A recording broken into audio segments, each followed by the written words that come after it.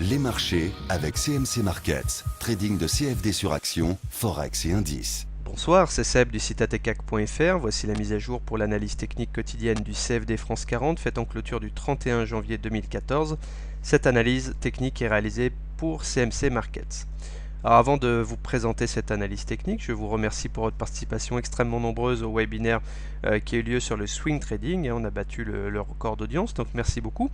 Et puis maintenant, place à l'analyse technique. Alors nous avons perdu 48 points par rapport à la clôture précédente. Nous sommes toujours en tendance baissière, sous une moyenne mobile à 20 séances baissières et sous une moyenne mobile à 7 séances qui demeure inviolée en clôture. Il y a eu des tentatives de passer cette moyenne mobile, mais finalement, systématiquement en clôture en dessous. Alors je vous avais dit de vous méfier du rebond qui a eu lieu sur la séance de jeudi, puisqu'on avait connu la même chose mardi, et tout de suite ça avait été invalidé par une grosse séance de baisse, et finalement l'histoire s'est répétée. Alors en fait, force est de constater que si le CAC se retrouve en tendance baissière, il n'en demeure pas moins vrai que les supports, eux, tiennent parfaitement.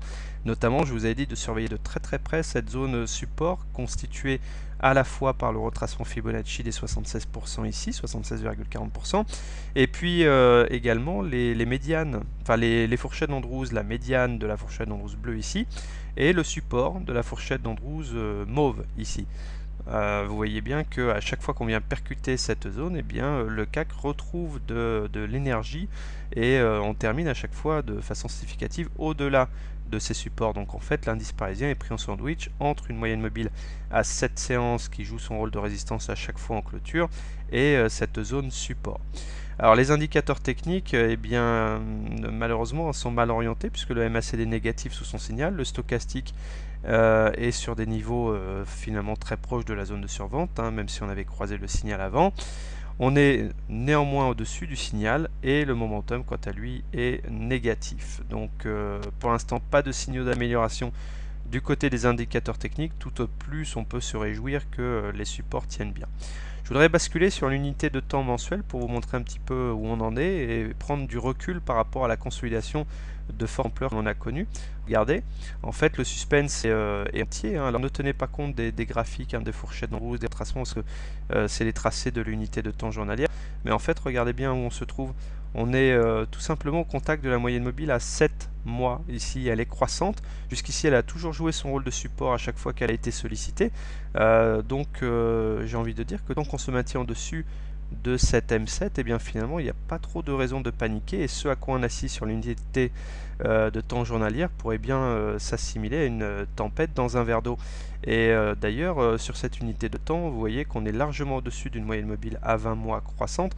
Autrement dit, sur les unités de temps longues, nous sommes en tendance haussière. Et regardez les indicateurs techniques, là le mois est terminé, donc on peut s'y fier. Ils sont tous bien orientés. Donc méfiance, parce que si en journalier on est en tendance baissière, vous voyez bien que sur les unités de temps longues, finalement, il n'y a pas péril en la demeure.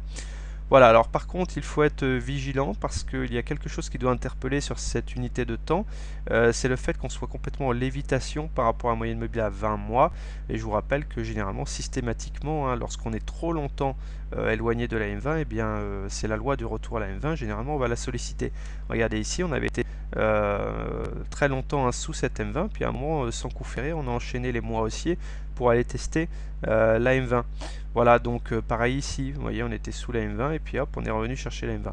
Bon, effectivement, on est bien orienté sur cette unité de temps, mais attention à cette loi du retour à la M20. Alors, il y a deux façons pour tester la M20. Soit on latéralise et c'est la M20 qui vient chercher les cours, scénario sans douleur, soit on consolide jusqu'à la M20 et là, comme on dit, plus dur sur la chute puisque la M20 se trouve quasiment sur les 3800 points. Alors, je rebascule sur l'unité de temps journalière. Et regardez également pourquoi je ne tiens pas trop compte des signaux de chandelier japonais en ce moment, parce que là on a enchaîné les signaux. Ici on avait un avalement baissier, le corps de la bougie a avalé entièrement le corps de la bougie précédente. Derrière, ça n'a rien donné, on a eu au contraire une séance de hausse. Séance de hausse qui s'est faite avec un harami haussier, puisque cette fois c'était l'inverse de l'avalement baissier. Le corps ici vert était avalé par le corps rouge. Et cet harami haussier n'a rien donné puisque vendredi on a connu une séance de baisse et cette fois nous avons un harami baissier le corps rouge est avalé par le corps vert précédent. Donc vous voyez qu'on a une succession de chandeliers japonais qui sont finalement d'efficacité très médiocre.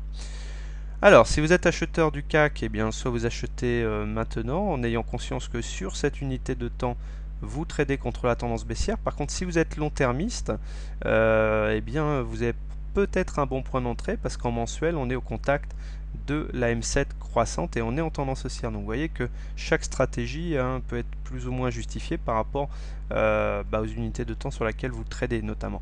Donc soit vous achetez maintenant pour parier sur un rebond de la M7 en mensuel, soit vous attendez des niveaux plus bas, et des niveaux plus bas, c'est par exemple encore une fois les zones support, support de la fourchette d'Andrews Mauve ici les 4124, retracement de Fibonacci qui lui aussi a tenu à chaque fois qu'il a été sollicité en clôture, 4116, et ce retracement de Fibonacci ne manque pas d'intérêt parce qu'il correspond à la médiane de la fourchette d'Andrews Bleu ici.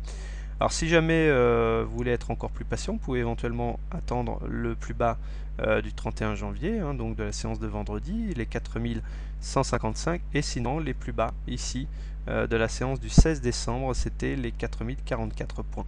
Si vous êtes baissier sur l'indice, eh bien vous tradez avec la tendance baissière sur cette unité de temps, mais contre la tendance haussière en mensuel. Donc vous voyez, c'est pas très simple tout ça.